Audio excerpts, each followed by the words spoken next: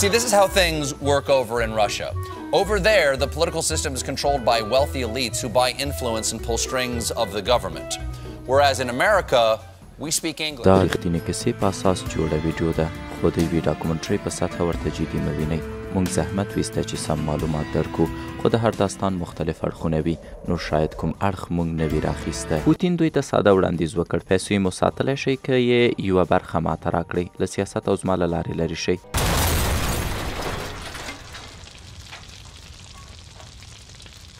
سلامونه، وخت بخیر. د تجارت تور اړخ ته ښه راغلاست. کوربه زه ډاکټر شکیب یم. په روسیه کې د مافیاو کوم ژوند چې دی او په روسیه کې چې د مافیاو د ژوند کوم داستان چې و معمولا فلمي داستان دی. یعنی په روسیه کې مافیا دومره ستر و چې دوی بسته روسیه په خپلو پیسو اخیستې وه. د یوې شیبې دپاره تصور وکئ چې په افغانستان کې دی اووه تجاران راپورته کیږي او د افغانستان ټول بیت المال دی دوی په خپلو شخصي پیسو اخلي او ټول افغانستان دی دا اووه تجاران کنټرولوي.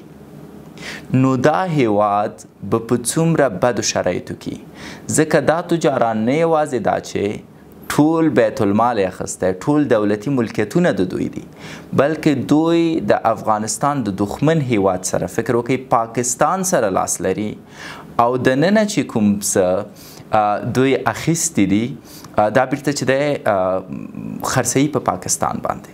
متاسفانه پاکستان سره داسې لوبه شوې او د دې د خاطر چې زه بهتره تاسو پوه کړم درته مثال درکوم. چین پاکستان ته ډېرې پیسې ورکړي او پاکستان دا پیسې خوړلي، چون پاکستان کې حکومت مفسد دی، فاسد خلک دي په رس کې، هغوی ټولې پیسې خوړلي. اوس حکومت د چین نه قرضداره دی. چین راځي پاکستان ته وایي چې وروره زما پیسې راکړه. د پاکستان حکومت ورته وایي چې والا پیسې دې لاړې دي موږ یې نشو درکوی. چین ورته وایي مشکل نشته دی، تاسو هغه فلان ځای کې چې باغ لرئ، چین ورته وایي هو، دا باغ په موږ راخرڅ کړئ. موږ به نوم پرې کږدو چې د چین باغ په پاکستان کې د تاسو به لږ څه قرض خلاص شي. اوس پاکستان سره بله لاره نشته، خپله خاوره په چین خرڅوي. چین څه کوي؟ د پاکستان په منځ کې یو باغ د چین دی او دې باغ ته چې هر څوک ورننه کېږي باید 100 کلدارې ورکړي او دا 100 کلدارې چیرته ځي؟ چین ته ځي. په دې شکل متاسفانه په روسیه کې یو وخت و چې اووه اته تجارانو ټوله روسیه خپله کړې وه. مثلا د روسیې د پترولو یو معدن چې بیلیونها ډالر ارزښت یې لره، تجاران لاړو په حکومت کې رشوت ورکړی و، دا د بیلیونها ډالرو د پترولو پمپ دوی اخیستی و په $1 میلیون او اوس دوی ترنه بیلیونها ډالر ګټه کوله او دا بیلیونها ډالره ګټه یې چې دی د روسیې نه وړله بهر په خارجي هیوادونو کې سرمایه گذاري پرې کوله او عیش و نوش یې پرې کوه. اوس د داسې بدماشانو د له منځه وړل تقریبا ناممکن ښکاري، لکه څنګه چې د پاکستان خلک وایي چې والا اسټبلیشمنټ په وړاندې مونږ نشو درلودی او یا هم د هغوی په وړاندې مبارزه نشو کولی، ځکه دوی په وړاندې مبارزه ناممکنه ښکاري ځکه دوی هر څه کنټرولوي. نو په روسیه کې هم تقریبا حالت داسې و، اما خلک ډیر زیات په تنګ شوي وو ځکه خلک د لوږې سره مخ وو، خلکو ته فقر و او خلکو ته مشکلات و. نو په داسې حالاتو کې یو د فلم هلک راځي او زه ځکه پوتین ته د فلم هلک وایم چې واقعا د ژوند د فلم د هلکانو غوندې دی او دا ټوله مافیا یا دا ټول بدماشان د صحنې نه وباسي. ولې خبره دا ده چې مخکې د دې نه چې بحث ډیر وکړو چې څنګه او په کوم شکل، راځئ لومړی پوه شو چې د روسیې مافیا وڅوک او د دوی ژوند په کوم شکل و، څنګه یو عادي فرد په روسیه کې په یو ستر مافیا باندې بدلیږي. اولګراج د تجارت په شدت پیسه‌دار رهبر د سیاسي اغیزې له عالي مفکورې سره. لومړی برخه څومره چې ولري هغومره غواړي. روسي متل. د لسیزو لپاره د روسیې فدراسیون د کمیونیزم تر اغیزې لاندې و، خو کله چې ایلسټن د روسیې ولسمشر شو په 1991 کې هغه ډېرې پالیسۍ رامنځته کړې چې په شدت سره یې روسیه د کپیټالیزم نه بدلوله. مثلا د موادو په قیمت کې بدلون او د هیواد د وارداتو خلاصون، ورسره د فساد او رقابت په شتون کې دروني پرمختګ یوه ستره ناکامي وه. د روسیې پیسې راښکته شوې، فابریکو نیمه سقوط وکړه او بیکاري 2 چنده شوه او دې بدلون یوه کوچنۍ ډله د فرصت طلبو په شدت سرمایه داره کړه چې له ډلې یو فرد د بارس په نوم و. دا فرد په بیلیونر بدل شو او ورته ګاډ فاډر د کریملن ویل کېده، خو هغه عادي تیر درلوده. یو زایونیست یهودي و چې کمونیستي ډلې سره یې هیڅ ډول اړیکه نه لرله. هغه یوازیتوب کې ستر شو او تر ډیره یې کتابونه لوستل، خو نوې کپیټلیستیکې روسیې کې داسې ریاضي پوه سړی اوس کولی شي چې هر څه ترلاسه کړي. هغه یو عادي موضوع نه پیل وکړ. د مجبوره خلکو موټرې یې په نیم بیه واخیستې، خو پیسې یې په میاشتو او کلونو نه ورکولې تر څو چې پیسې بې ارزښته شوې. دا یعنې د $10,000 موټر یې واخیست، خو د پیسو ارزښت چې $15,000 شو نو پور یې خلکو ته ورکړ. خو ورسره موټر هغومره ارزښتناکه وه او همدې کار بوریس پیسه داره که. او دا مونږ اصلي کیسې ته بیایي. په 1994 کې بوریس مرسیډیس کې ناست و خپل قیمتي ساعت ته ګوري. هغه ته وخت نه بلکې د فرصتو له لاسه ورکول ښکارېده. هغه اوس پیسې درلودې خو لوبه شاید نوې پیل شوې وه او یا هم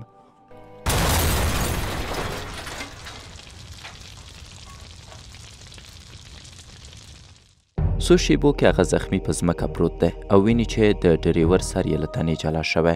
دا پیښه نه وه بلکې قصدي حمله په باریس وه چې وروستی به هم نه وي. په دې حالاتو کې په تجارانو حمله روسیه کې د هرې ورځې خبر و او ورته یې وحشتناکه ویسټ ویل. نو هغه ژوندی ووت خو پوه شو چې ډېر دښمنان لري او یوازې پیسې یې له دې دښمنانو ژغورلی نه شي.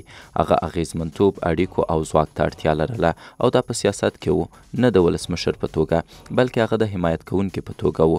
دا یې وخت و چې له پیسهداره تجار د سیاستمدارو لوبونکی شي. خنه اوس پوه شوئ چې په روسیه کې څنګه یو عادي فرد کولی شي پیسهداره شي او وروسته د دې چې دی پیسهداره کیږي نو په ده عملات ډېرېږي ځکه پیسې په خپل ذات کې یو مصیبت دی. ځکه خو تاسو وینئ چې هر میلیونر باید ځان سره باډیګارډان ولري تر څو څوک ورته ضرر ونه رسوي. نو دی مجبوره دی چې په دې پوه شي چې یاره په روسیه کې یوازې پیسې کار نه کوي بلکې د پیسو تر څنګ باید ته قدرت ولري تر څو د پیسې مو شي ساتلی او ځان هم شي ساتلی. نو د دې لارې دا سړی سیاست ته مخه کوي. خو مهمه خبره دا ده چې بارس څنګه کولی شي د روسیې دولت په پیسو واخلي. بارس څنګه کولی شي چې د روسیې حکومت کنټرول کړي. د حکومت د کنټرول خبره چې کوو زه تاسو ته یو بل ډېر ښه مثال درکوی شم. چین یوازینی حکومت دی چې په نړۍ کې په دې پوهېږي چې څنګه ستر تجاران کنټرول کړي.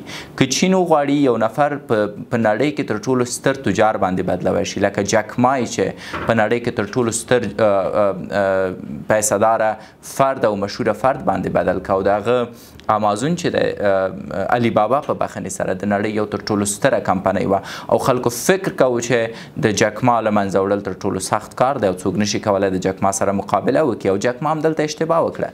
کله چې هغه پوه شو چې نور له حده ډېرې پیسې لري، کله چې پوه شو له حده ډېر شهرت لري او کله چې پوه شو هغه اوس په خلکو باندې اغیزه کولی شي نو د حکومت ضد ډېرې عادي څو خبرې وکړې او په څو ثانیو کې نور جک ما د کامرې په مخه کې نه و، مړه ژوندی ورک و او د علی بابا کمپنۍ چې کومه ده کاملا دفتن دولتي شوه او اوس هیڅوک نه پوهېږي چې جک ما مړ دی که ژوندی. بنان روسیه پوهېږي چې څنګه خلک کنټرول کړي په ځانګړي ډول تجاران. چین پوهېږي چې دا کار څنګه وکړي. اما روسیه کې متاسفانه هر څه برعکس شوي وو. روسیه کې چې دی اوس سیاسونو چې تجارانو سیاست ته مخه کړې وه او په سیاسونو یې ځان ساته. اما دا کار یې څنګه کوو زه غواړم په دې تاسو پوه کړم. د 1,000 روپیو نه د 1,000 ملګرو درلودل بهتره دي. روسي متل. د باریس په څیر خلکو د روسیې د مفت مارکیټ پالیسۍ نه خوند اخیسته خو بل لور ته ډیری غریبان پکې سوځېده. غربت په شدت ډیرېده. The government's to blame, and so we have to stand here selling our clothes. د ولسمشر د بیا ځواک ته رسیدو هیله مخ په ختمېدو وه مګر تر هغې چې د دروازو تر شا یوه معامله وشوه.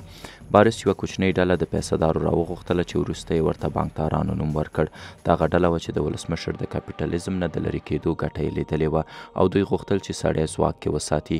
نو دوی وویل چې میلیونونه ډالر به د هغه کمپاین کې مصرف کړي خو له بریا وروسته بیرته باید دوی سره مرسته وکړي. دا د حکومت په پریکړو باندې د سترې اغېزې موضوع وه. مثلا د ولسمشر لخوا اوس ملي کمپنۍ په شخصي تجارتي کمپنیو بدلېدې او د دې ملي کمپنیو شخصي کول مکمل فساد و. د روسیې بنسټیزه سرمایه په ډېرې کمه بیه په همدې خلکو باندې لیلام کېده او په دې شکل د خلکو و بانکدارانو ټوله روسیه کنټرول کوله. These two oligarchs were given a chance to purchase a state-owned oil company for a fraction of its real value. Well, I can tell you that they bought it for $120 million, whereas its price when it was sold was $13 billion. او اوس یو کوچنۍ ډلې د روسیې ټولې ملي پروژې خپلې کړي. دوی بانکونه، تیل، ګاز، معدن او ان رسنۍ کنټرول کوي. یو مثال دا چې بارس د روسیې د یو ستر ملي تلویزیون په رأس کې و چې له امله یې دا تلویزیون د پروپاګند په منبع بدل شوی و. دا نو د حکومتي مشرانو او تجارانو ترمنځ د روسیې رسمن لوټ کول و او خلکو ته د جهنم د تل ښودل و. د ولسمشر ماته پخه وه، خو د پیسو د راتلو سره او رسنیزو تبلیغاتو په پیل کېدو بیا ځلې ولسمشر په پښو ودرېد و. بانکارانو په اصل کې ټول حکومت واخیست او په راتلونکو کالو کې د دوی ستره اغیزه په سیاست او اقتصاد دننه روسیه کې وه او دوی په رښتیني ډول کنټرول کوونکي وه. دوی 2 نفره نیمه سرمایه‌دارو د روسیې او ورسره د روسیې حکومت درلوده. دوی نه څېړنې کېدې او نه پرې نیوکې کېدې. په داسې حال کې چې خلکو د خوراک لپاره مړۍ نه لرله، خو بارس لا هم نه مړېده. هغه یوه بیړۍ کې یوه ناسته د یو ځوان سره لري چې ورته یې یو وړاندیز وکړه. دا ځوان د چلسي بیلیونر صاحب و، رومان ابرامویچ. اوس نو کله چې دننه هیواد کې فساد رامنځته شي او د تاسو هیواد د څو مفسدو خلکو لخوا اداره کیږي چې دا مفسد خلک ستاسو سیاسون کنټرولوي، نو متاسفانه دلته خبره خرابیږي. او موږ په افغانستان کې په تیرو 20 کلونو کې داسې یو حالت تجربه کړی و چې ستر مافیاو به حکومت کنټرولوه، هغه که په زور و، هغه که په رضا و، هغه که په رشوت یا په هره بله لارو. مثلا یو نفر به په مزار کې ناست ویلی به چې زه د دې ولایت والي یم، که چېرته به ورته ولسمشر ویلی چې زه دې تبدیلوم، نو فرد به سمدلاسه ویلی چې زه والي نه یم بلکې امپراتور یم او په یوه ورځ کې ارګ نیسم. نو دلته به ولسمشر بیچاره ډارېده او هغه به بیرته په خپل ځای پرېښوده.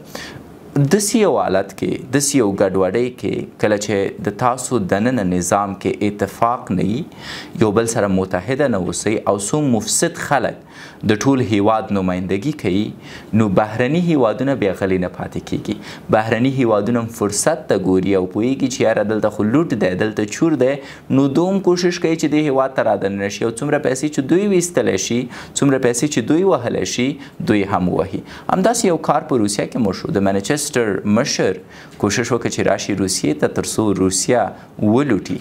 اما څنګه راغی؟ څنګه یې د روسیې د تجارانو سره جوړ آمد وکړه تر څو د روسیې بیت المال چور کړي او بیرته یې ویسي امریکا ته. درېیمه برخه، دوه خرسه په یوه پنجره کې نشي اوسېدی. روسي متل. د نورو پیسهدارو په څېر رومان هم له پیل غریب و. مور یې د وینو له ناروغۍ ومړه، پلار یې د ساختماني کار په وخت ومړ چې 4 کلنۍ کې یتیم شو او بالاخره کوم سوړ هیواد ته لاړ. له هغه وروسته یې یو ځل انجینري وویلې، سرتیری شو او ان یو ځلي یې مستریتوب وکړ. خو له پیل ورته ځان یو تجار ښکاره کېده او له پیل یې تجارت کوه. یو بریا د ساختګي مرغاویو خرڅول و، خو وروسته یې هغه سرمایه په ټریډینګ او د تیلو تجارت ولګوله. د بارس په لیدو سره یې هغه ته وویل چې د روسیې یو ستر د تیلو کمپنۍ غواړي او هغه غوښتل دا کمپنۍ له خپل تجارت سره یو ځای کړي چې یوه ستره کمپنۍ شي چې د تیلو کار له سر نه تر پایه وکړي او په نړۍ کې تر ټولو ستره کمپنۍ اوسي او د هر څه د کنټرول سره به ډیره ګټه وکړي. اوس نو یوازې ځان باندې رومان دا کار نشي کولی او حکومت هم ورته اجازه نه ورکوي، ځکه خو بارس سره یې لیدل، هغه سیاسي اړیکې او اغیزه لرله او دا کولی شي تجارت وکړي. نو د دواړو معامله وشوه. ولسمشر کمپنۍ شخصي کړه او د هم کمپنۍ د 100 میلیونو ډالرو په ارزښت واخیسته چې حقیقي قیمت یې د بیلیونهاو ډالرو په ارزښت و. داسې نو اوس د بارس لخوا د ډیرو پیسو غوښتل عادت شوی و، په داسې حال کې چې هیڅ ډول مرسته یې پرته له سیاسي اړیکو نه کوله. خو په 1999 کې نورې ټاکنې راتلونکې وې او سرمایهداره حیران و چې آیا دا حکومت ساتلی شي. نو د ولسمشر سره په مشورې هغوی بل ځواکمن فرد غوښته او دا فرد د روسیې د جاسوسي ادارې مشر و چې ولادیمیر پوتین نومیده. سرمایهدارو پوتین ته د خطر په سترګه نه لیدل او فکر یې کوه چې کنټرولولی شي. نو د هغوی په مرسته ولسمشر شو. د پوتین ولسمشري د دوی لپاره یوه بله بریا ښکارېده. خو ډېر کم وخت کې پوتین وویل چې زه سرمایهداره ختموم. پوتین عامې ناستې کې وویل هغوی چې ځواک او کپیټالیزم یو ځای کوي دا سرمایهداره زده به کړي چې عادي ژوند وکړي. نور باید تجارت له سیاست جلا شي. دا عامه خلکو ته ښه خبر و ځکه دوی په وینو باندې مزې کولې. پوتین دوی ته ساده وړاندیز وکړ، پیسو یې مو ساتلی شئ که یې یوه برخه ماته راکړئ، له سیاست او زما له لارې لرې شئ. ډېر سرمایهدارو په شمول د رومان ومنله، خو نورو لکه بارس بیا انکار وکړ. بارس ویل چې ما پوتین ولسمشر کا اوس ماته اخطار راکوي. نو بارس یو دم د خپل تلویزیون نه په ګټه اخیستو د پوتین ضد تبلیغات پیل کړه او هرې عامې وینا کې به یې د هغه بد ویل. خو پوتین څېړنې پیل کړې او 2002 کال کې د هغه د نیونې امر وکړ. تور و د تورو پیسو کار او د تجارت غیر قانوني چلند. بارس له روسیې وتښتېد او لندن ته یې پناه یوړه.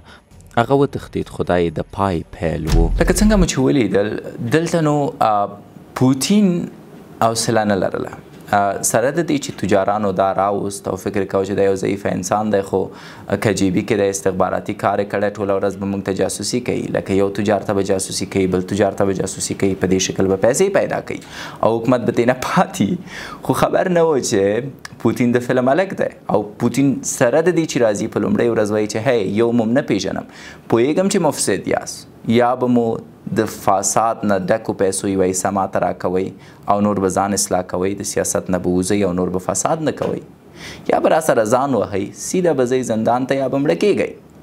اوس ډیری خلک چې هوښیار وه په ځانګړي ډول هغه خلک چې د بهر نه راغلي وه لکه د منچسټر مشر هغه پوه شو چې یاره د سړي سره ځان نه وهل کیږي ځکه دا یو نظامي سړی دی اوس قدرت لري او ټاکل شوی ولسمشر دی نو د دې په ځای چې کومه سرمایه مې اوس دلته بنده ده دا ټوله د لاسه ورکم بهتره ده چې ورسره یو رقم جوړ راشم که زه راغلی وم دلته چې $10 د روسیې ووهم اوس مجبور یم چې کار وکم او $50 خپل حق واخلم سو دا حق بهتره دی د دې نه چې خپله ټوله سرمایه د لاسه ورکم. نو هوښیار خلک ټول د پوتین سره یو ځای شوه اما اوس ځینې سرکښه خلک چې دوی ته د منلو وړ نه وه چې د پوتین سره یو ځای شي ځکه د دوی غرور هم دا نه منله چې یاره مونږ دا سړی راوسته زموږ د پیسو په زور باندې ولسمشر شو اوس مونږ ته اخطار راکوي او یو د دو خلکو بورس و چې د پوتین سره یې ځان وهه او پوتین ته تسلیم نشو. نو که چېرته تاسو په روسیه کې د پوتین سره ځان وهئ ولو چې هر څوک وایي پوهېږئ آینده به مو څه وي. 4مه برخه زه له لیوه وتښتېدم او په خرس واوښتېدم. روسي متل. بارس اوس لندن کې مهاجر و له پیسو وطن او آن ځواک لري و خو هغه لا جنګېده د پیسو او اړیکو په ځواک چې پوتین ختم کړی خو هیواد کې هغه پیسې او خپل مال او جایداد له لاسه ورکړ. حکومت یان تلویزیون ونیوه چې د ورنه تبلیغات کول. بارس نور د رومان په دردم نه خوړل کېده نورې پیسې نه وې او اړیکې هم ختمې شوې دغه نور عاید نه و او لندن کې د پخواني عصري ژوند ترسره کولو په اساس یې ذخیره پیسې هم ختمېدې او ډیری پیسې هغه په امنیتي ځواکونو لګولې. موضوع لا خرابه شوه چې میرمن یې طلاق ورکړ او اوس یې باید د هغې پیسې هم ورکړې وې. دغه سرمایه له بیلیونو ډالرو نوره غربت ته راغلې وه او تر ټولو مهم هغه احترام له لاسه ورکړی و. ان د رومان ځواک چې ډېرېده نو په دې یې بد اغېزه کوله خو یوه ورځ ورته یو فکر راغی دا چې باید رومان ابرامیچ افشا کړي. دا نو ستره قانوني قضیه وه چې د روسي سرمایهدار یو بل سره جنګېږي. ده ویل چې ابرامیویچ سره یې 50-50 تجارت په تیلو کوو او د پوتین له امله ده ته رومان اخطار ورکوو چې خپله سرمایه پرې خرڅه کړي خو دا یې اوس اصلي قیمت غواړي. رومان ویل چې داسې هیڅ رسمي قرارداد دې سړي سره نه لري. خبره تر 9 میاشتو مخته لاړه د یو بل اړوند تور رازونه افشا کېده دا چې د فساد له امله څنګه روسیه یې ولوټله او له بلې لور بل دا فساد څنګه رامنځته کړی و او بالاخره د ټولو خبرو وروسته قاضي یو حکم وکړ. زما له څېړنو وروسته چې مې ثبوتونه ولیده ما ښاغلی بروزوفسکي یو غیر قابل د باور شاهد وموند چې هر څه د خپلې بریا لپاره ویلی شي. بارس خفه و پیسې هم لاړې احترام هم لاړ او د بایلې تر څنګ اوس باید د تهمت تاوان هم ورکړي چې $50 میلیونه دی. څو وخته وروسته مړی په اپارتمان کې ومندل شو چې د ځان وژنې نوم ورکول شو. that Berezovsky had recently written to the president apologizing for his mistakes, but this has not been verified by the Berezovsky family. Boris Berezovsky was found dead in his home near London. He was 67. An inquest has been told how the Russian oligarch Boris Berezovsky had been left a broken man after losing a multi-billion-pound legal battle with the Chelsea owner Roman Abramovich. Mr. Berezovsky's former bodyguard, who found his body, said he had been depressed and had spoken of killing himself. خو یوه پوښتنه لا پاتې وه چې آیا دا ځان وژنه وه که قتل؟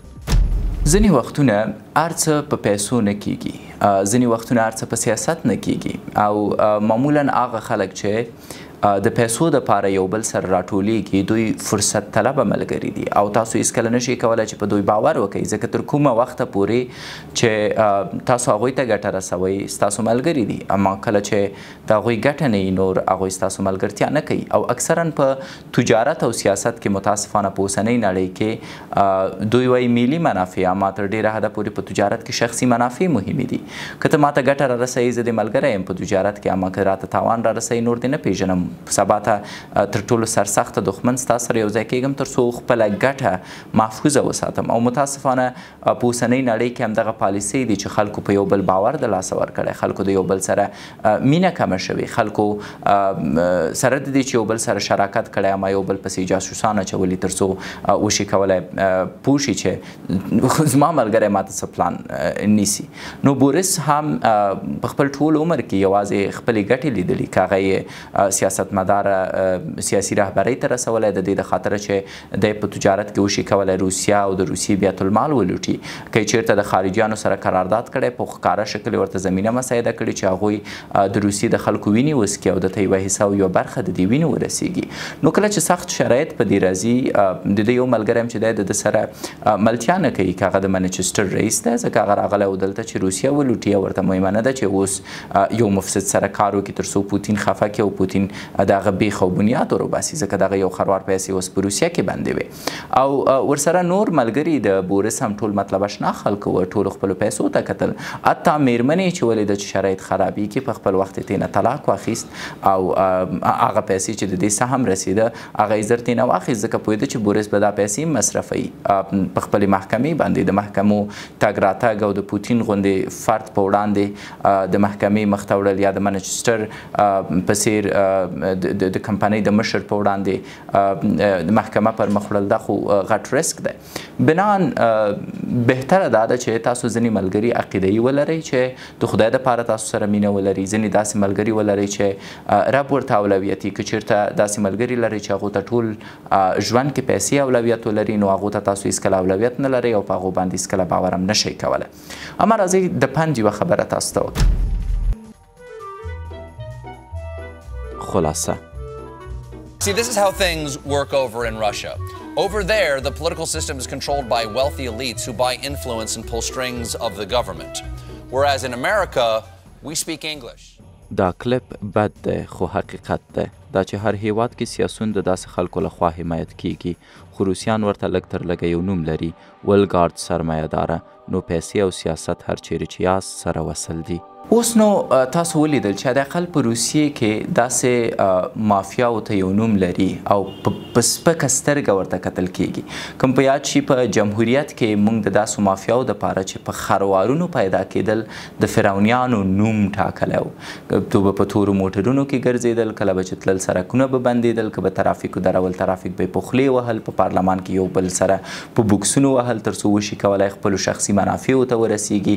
خلکو ته به یې د دروغو وعدې ورکولې او بیا یې سم ورته نه کول، قومونه به یې په جنګ اچول تر څو د وشي کولی خپلې چوکۍ حفظ کړي. جالبه خبره دا ده چې یو ورځ د استاد محقق یوه ویډیو ماته مخته راغله، یو نفر ورته وایي چې تاسو یې په دولت کې مشاور ټاکلی یې. دا ورته وایي بلې زه یې مشاور ټاکلی یم. ورته وایي د امنیت مشاور یې ټاکلی یې.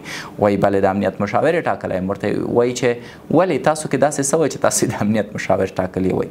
نو دا سړی خپل هم چورت کړي او وایي چې زه نه پوهېږم چې ما کې داسې څه و، شاید ما پسې زما قوم و.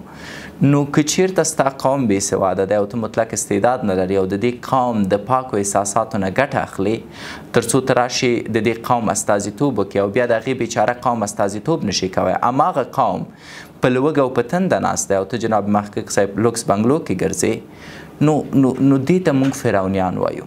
کله چې اسلامي امارت راغی جناب محقق صاحب چیرته لاړ؟ خپل قوم بیچاره یې چاته پرېښه؟ د خپلو خلکو د حقوق نه څنګه دفاع وکړه؟ بنان نننۍ برخه زموږ تقریبا سیاسي وه چې په سیاست کې څنګه تجارتونه کیږي، په سیاست کې څنګه خلک خرڅیږي، په سیاست کې څنګه قومونه خرڅیږي، په سیاست کې څنګه هیواد خرڅیږي، په سیاست کې څنګه حتی ډیری خلک چې وطن او خاوره د خپل ناموس حیثیت لري خپل ناموس خرڅوي.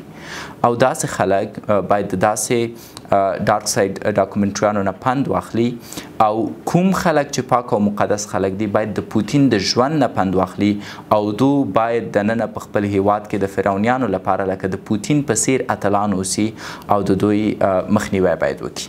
مننه. ښې چارې فقط یو څه وایم، په دې څېړنیزو ډاکومنټریانو باندې زموږ ډېر وخت ضایع کیږي، نو که یې در سره شیر کوئ، سبسکرایب کوئ مو چینل او تر نورې رسوئ، منندوی مو اوسو. اللهم